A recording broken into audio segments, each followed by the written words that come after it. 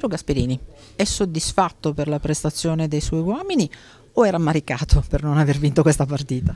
No, indubbiamente la soddisfazione più grande del rammarico, che è molto grande, che essere stati raggiunti così su rigore, il gol su punizione e la punizione, però abbiamo fatto 3 gol, abbiamo giocato sicuramente una bella partita.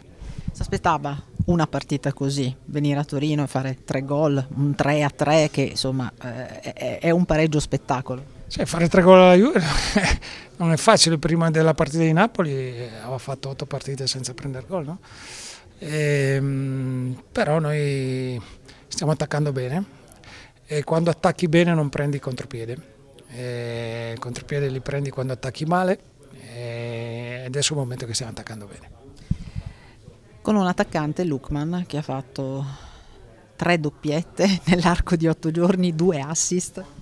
Oggi anche gol di testa, no, poi abbiamo fatto 3 bei gol, senza ombra di dubbio, e quindi abbiamo fatto delle buone azioni. Sì, siamo andati vicino a vincere e questo un po' di rammarico c'è, però vedi giocare così, a casa soddisfatto. 35 punti, si è chiuso il girone di andata, è soddisfatto?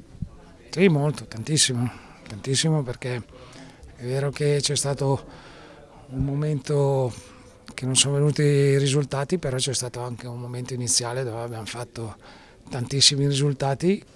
Adesso stiamo ripetendo i risultati ma con una sicurezza, con una soddisfazione maggiore. Tutti le stanno chiedendo, quindi Atalanta in Champions, Atalanta in Europa League, Atalanta in Europa.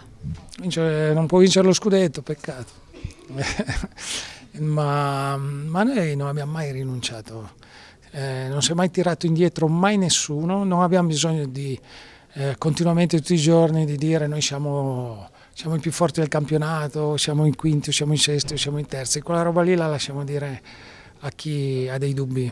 Noi lavoriamo su di noi, se poi come è successo negli anni indietro ci troveremo nella condizione di poter ambire anche qualche cosa in più, non si è mai tirato indietro nessuno. Dirlo ai 420 secondo me non ha senso.